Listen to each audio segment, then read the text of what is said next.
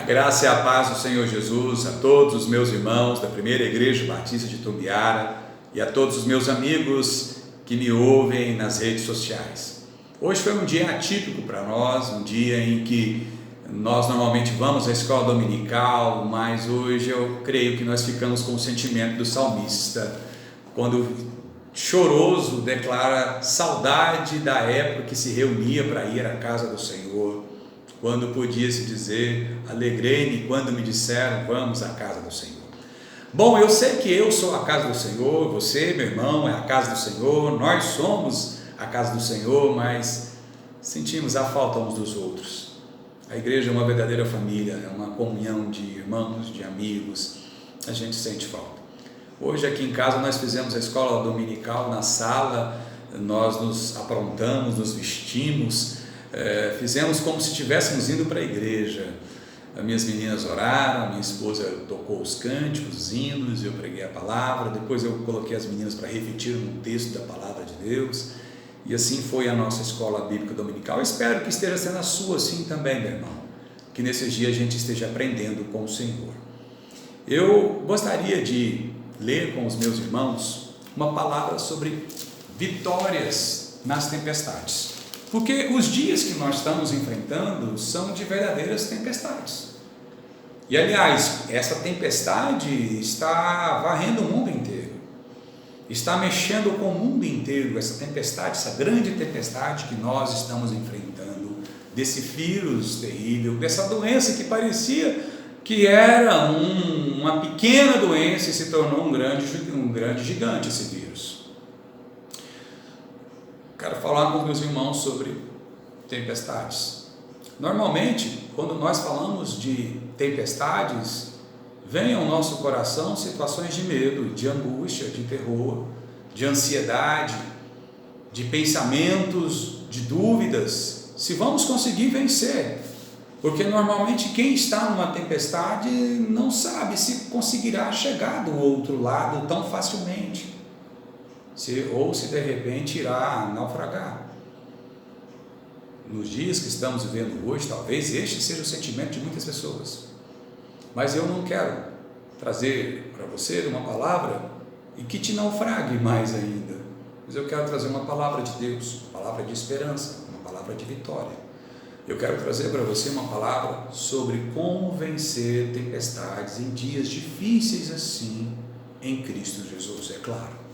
Gostaria de ler com você, meu irmão, meu amigo, Marcos capítulo 4, versículo 35 ao 41, que diz assim: E naquele dia, sendo já tarde, disse-lhes, passemos para outra margem. E eles, deixando a multidão, levaram consigo, assim como estava no barco, e havia também com ele outros barquinhos. E levantou-se grande temporal de vento, e subiu as ondas por cima do barco, de maneira que já se enchia de água. E ele estava na polpa, dormindo sobre uma almofada. E despertaram-lhe, dizendo, Mestre, não te importa que pereçamos? E ele, despertando, repreendeu o vento e disse ao mar, Cala-te, aquieta-te. E o vento se aquietou e houve grande bonança. E disse-lhes, por que sois tão tímidos assim? Não tendes fé? E sentiram um grande temor e diziam uns aos outros, mas quem é este que até o vento e o mar lhe obedecem?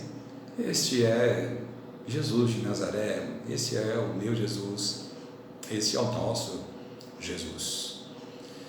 Jesus tinha passado por um dia muito exaustivo, cansativo, ele havia atendido muitas pessoas, na verdade, há 3 dias ele estava assim, curando, pregando a palavra, multiplicando pães, peixes, ele estava cansado.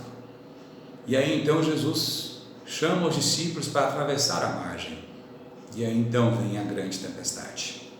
Como vencer as tempestades nos dias de hoje em Cristo Jesus? Primeiro, é preciso estar no barco de Jesus, porque o diferencial é o barco de Jesus, porque no barco de Jesus está Jesus, e se alguém está com Jesus, nova criatura é, se alguém está com Jesus, nós vamos chegar do outro lado. A questão é estar no barquinho de Jesus. E estar no barco é uma decisão, é uma escolha. Você pode escolher outros barcos para navegar. Aliás, qual o barco que você tem navegado nesses dias, meu irmão, minha irmã? Qual é o barco onde você tem colocado o seu tempo, a sua disposição, a sua atenção? Tome cuidado, porque às vezes a gente vai colocar a atenção da gente, a confiança em barcos que são barcos furados. Eu imagino que nesses dias tem muita gente colocando a sua vida no barco da ansiedade, comendo muito, bebendo muito, ou tomando muito remédio para ver se consegue superar, ou jogos, Netflix. Bom, todas essas coisas no limite certo não fazem mal. Precisamos comer, precisamos beber, você ver uma distração, alguma coisa, não te faz mal. Mas se nós colocarmos a nossa confiança apenas nesses barcos, vamos naufragar. Porque esses barcos vão nos levar a um vazio muito grande por dentro. No caso daqueles que comem muito, vão crescer bastante, né, e o bolso vai esvaziar. E no caso de quem está muito envolvido com redes sociais, com jogos, vai chegar uma hora que vai vir um vazio e vai vir um sentimento de inutilidade, vai vir um sentimento de tristeza e de o que eu estou fazendo? Vem um vazio tremendo.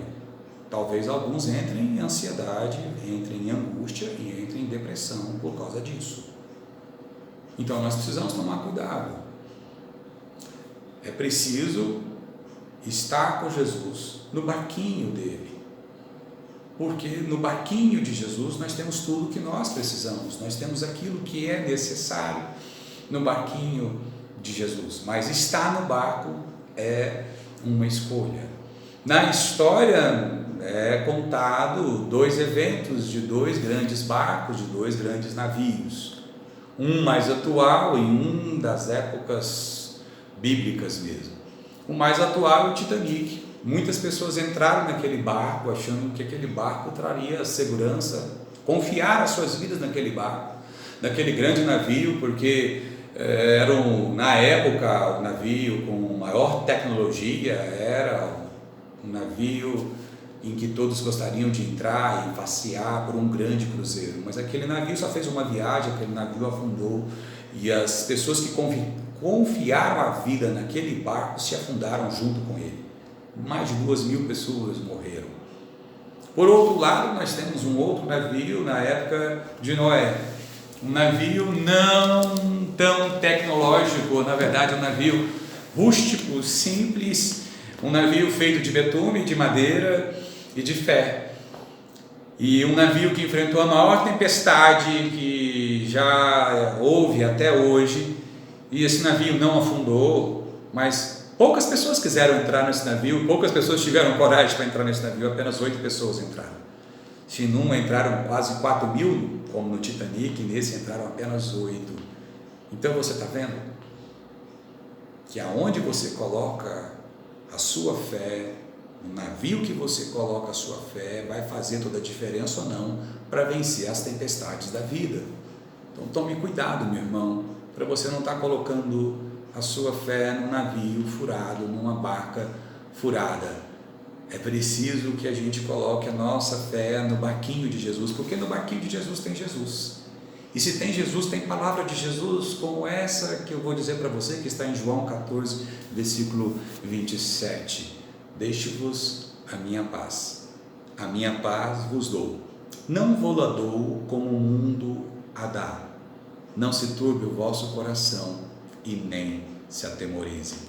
Que Deus nos abençoe, meus irmãos. Coloque a sua vida no barquinho de Jesus. Segundo, como podemos vencer dias de tempestade como os que nós estamos vivendo? É preciso entender que Deus tem um propósito das tempestades. É preciso entender que as tempestades vêm com um propósito, com um plano. E o mundo inteiro, Deus está permitindo essa tempestade para abrir os olhos, para nos quebrantar, para nos colocar no nosso lugar. Viemos do pó, ao pó voltaremos, não somos tão dono da vida assim como achamos que somos, ou pensávamos que éramos. Precisamos entender o propósito da tempestade. O que Deus quer nos ensinar com a tempestade? Bem, quem mandou os discípulos para o barco foi Jesus. Quem mandou os discípulos entrarem no mar foi Jesus. Então quem permitiu a tempestade foi Jesus. E o que a tempestade nos mostra? Nos mostram as nossas fraquezas, as nossas fragilidades, nos mostram quem nós somos de verdade, nos mostra o que nós precisamos melhorar. Um dos discípulos chegou a gritar e dizer: Senhor, só não se importa que nós iremos morrer? Acusando, culpando Jesus, dizendo que Jesus estava relapso naquele momento, chamando Jesus de irresponsável. Naquele momento veio o desespero, e quando vem o desespero a gente fala coisas que não deveria falar, e às vezes a gente pensa coisas que não deveria pensar, mas a tempestade mostra o que nós somos, e quando mostra o que nós somos, as nossas máscaras caem.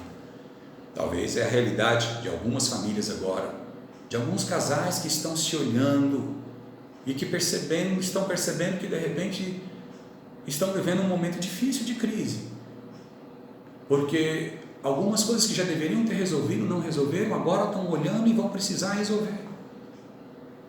Talvez algumas pessoas agora estejam assustadas porque não conheciam seus filhos, e agora estão conhecendo os seus filhos, estão assustados com o que estão vendo nos seus filhos.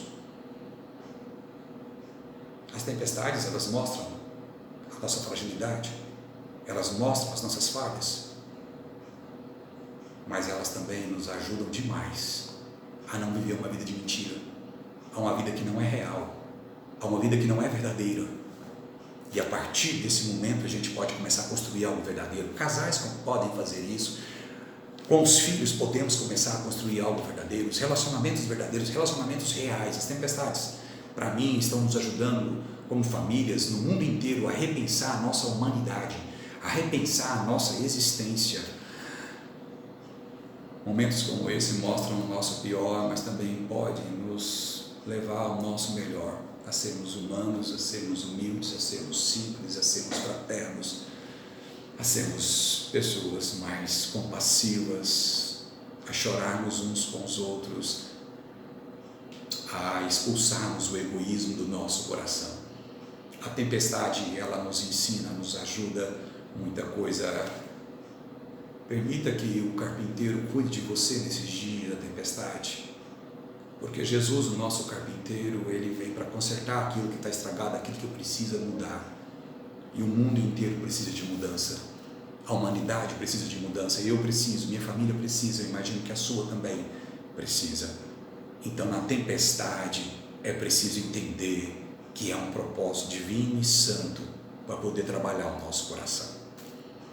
Terceiro, o que podemos aprender nas tempestades da vida que estamos enfrentando nos dias de hoje? Precisamos aprender com Jesus a descansar no Pai. Uma das cenas mais lindas, marcantes do Novo Testamento é essa. O barco estava afundando, a água estava entrando, a tempestade grande, e o que Jesus estava fazendo? Dormindo. Por que Jesus estava dormindo? Porque ele estava cansado. Porque quando alguém está cansado, só tem um jeito de descansar. Só tem um jeito, descansar.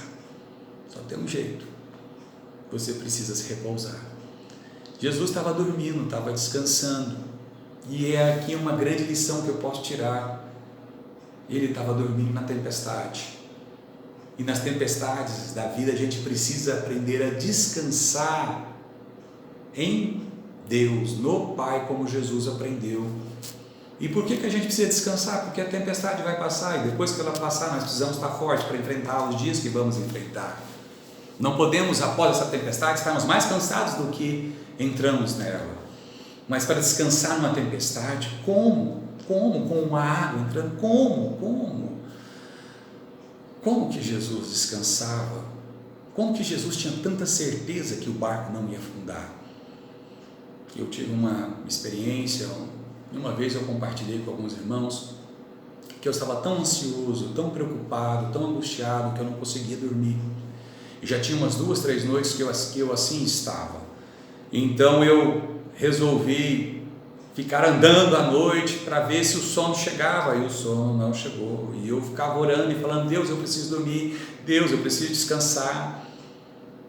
Foi então que, ao passar pelo quarto da minha filha, da minha primogênita, que na época nós não tínhamos ainda Maria Clara, eu senti o cheirinho do quarto do bebê e eu entrei no quarto da minha filha. Já era madrugada. E quando eu entrei, eu vi ela dormindo de forma tão linda, com aquele sono tranquilo, aquele sono de bebê maravilhoso, sem preocupação, não é aquele sono pesado. E enquanto eu olhava para ela, Deus falou comigo assim: por que a sua filha dorme tão bem assim? E eu respondi para Deus: porque ela tem um pai, ela tem uma mãe que amanhã vai providenciar tudo o que ela precisa, e ela sabe disso. E aí então Deus falou comigo: e você não tem um pai que está cuidando de você? Naquela noite eu fui para a cama e eu disse para Deus: eu sei que eu tenho um pai. E eu pus a minha cabeça no meu travesseiro e dormi como poucas vezes eu dormi na minha vida. No outro dia os outros problemas se resolveram e eu descansei. Mas como que a gente faz? Precisamos fazer como Jesus. Jesus tinha certeza que o barco não ia afundar. Jesus tinha certeza que tudo ia dar certo, porque Jesus conhecia o Pai dele. Como que nós podemos fazer, irmãos, para passar por esses dias de tribulação, de loucura? Nós precisamos entender que o Pai de Jesus é o Pai daqueles que creem em Jesus. Aqueles que creem em Jesus têm o Pai dele também como Pai, porque foram adotados pelo sangue de Jesus. Ele é nosso Pai. Nós podemos dormir, nós podemos descansar. É claro que Jesus dormia porque tinha consciência tranquila, porque tinha a vida limpa. Mas se você está em Cristo e a sua vida está assim, que você possa dormir e descansar em Cristo Jesus, porque depois vai precisar de muita energia para as lutas que nós teremos que enfrentar lá para frente. Que Deus te abençoe, meu irmão, minha irmã, que nós possamos descansar nessa grande tribulação. Mas por último, o que precisamos fazer para vencer tempestades nesses dias difíceis? É preciso crer que em Cristo, após a tempestade, vem a bonança. Jesus se levanta então e chama a atenção depois dos discípulos porque o acordaram, mas ele levanta então e ele repreende o vento e o mar, e o vento e o mar se calam diante da ordem de Jesus, porque todas as coisas foram criadas por ele e por meio dele e para ele, e ele é soberano sobre todas as coisas. A tempestade vai embora quando ele quiser, e eu creio que essa doença irá embora com uma palavra dele quando ele quiser, quando ele achar que chegou o momento. Não há nada que resista à palavra de Jesus. Jesus dava ordem aos peixes, e os peixes pulavam nas redes de Pedro e dos discípulos. Jesus dava ordem à figueira e a figueira secava. Jesus dava ordem ao mar e o mar ficava firme como uma pedra, um piso, e ele pisava sobre a água. E quem disse que a água teria coragem de afundar Jesus? Jamais. Jesus dava ordem aos mortos e os mortos voltavam à vida, e ele continua hoje com essa autoridade, porque ele é, não é que ele será, ele continua sendo. Meu irmão, minha irmã, nós podemos descansar, porque Deus está no controle. Apesar de muitos de nós estar em descontrole, Deus está no controle, tem tudo nas mãos, e nós precisamos estar firmes e crer que após essa tempestade virá a bonança. Vamos colher muitas almas para Jesus, porque o Evangelho está sendo pregado no mundo. Eu vi na Itália uma pessoa pregando num prédio para outras pessoas ouvindo, e para outras pessoas ouvirem, quer dizer. E é interessante porque a Itália é um país idólatra. A Itália até então era, um país incrédulo, e agora a Itália está abrindo o coração para ouvir a palavra de Deus. Ela está sendo pregada. Muitos não iam às igrejas, agora estão ouvindo das suas casas, estão ouvindo a palavra de Deus. Deus tem um plano de salvação na vida dos italianos, dos espanhóis.